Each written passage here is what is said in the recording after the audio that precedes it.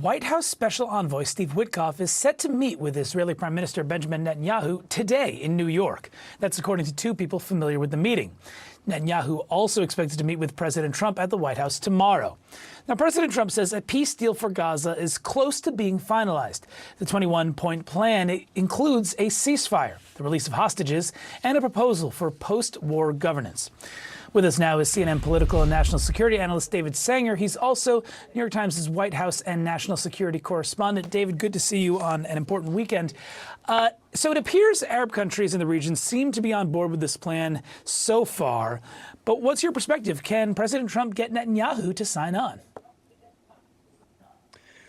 Well, I think there are two questions. One is, will the prime minister sign up? And I suspect he will, because he's betting that Hamas will not, and he'll be able to continue his operation in Gaza City. As you said, it's a 21-point plan, but the first point is that Hamas releases all 48 hostages. About 20 of those are alive, and the remainder, sadly, are not. At that point, Hamas has got no leverage left, and very hard to understand why they would do that if they think the Israelis would then turn around and eviscerate the leadership in Gaza City, which is what's going on now. We're at a point where 90% of Gazans have been displaced in some way, where the humanitarian crisis is huge, and there's nothing in the plan that addresses ultimately a Palestinian state, the discussion all last week at the UN. Well, meanwhile, some Arab countries appear to be suggesting that any Israeli annexation of the West Bank would be a deal breaker for this agreement. Can President Trump, though, keep Israel or Netanyahu from doing that?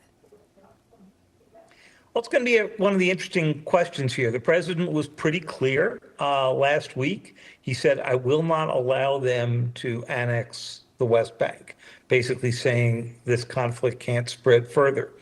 But I think Prime Minister Netanyahu has rightly figured out that President Trump is not really interested very much in enforcing past commands of what Israel would or would not do. So I'm not sure how seriously he will take that. Perhaps he'll take it quite seriously.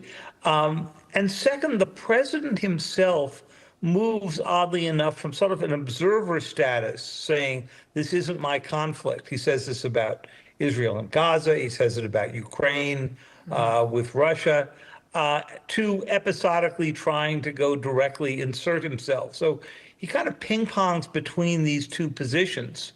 And it's not clear right now how committed he is to making this work. Yeah, that's well said. It seems that there are times, again, in both conflicts where he seems to enjoy being mediator-in-chief, and others where he, again, likes to back away when things get tense.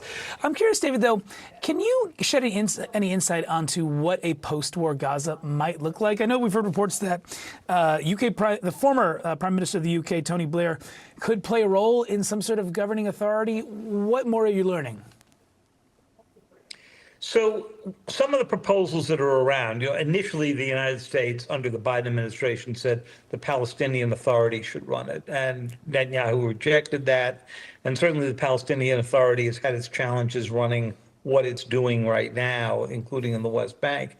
So then there's been thoughts about having a sort of technocratic government set up with the aid of some of the Arab states, overseen, as you said, by Tony Blair and this group, but unclear exactly what the relationship of that would be to the Palestinian Authority, how many of those people would be Palestinians themselves, and whether or not they would be willing to be governed that way.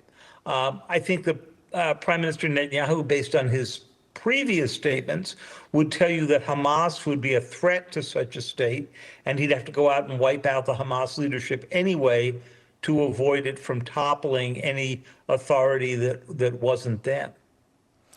All eyes are going to be on a very, very consequential meeting at the White House tomorrow for this conflict. David Sanger, thank you so much for sharing your expertise as always. Appreciate it.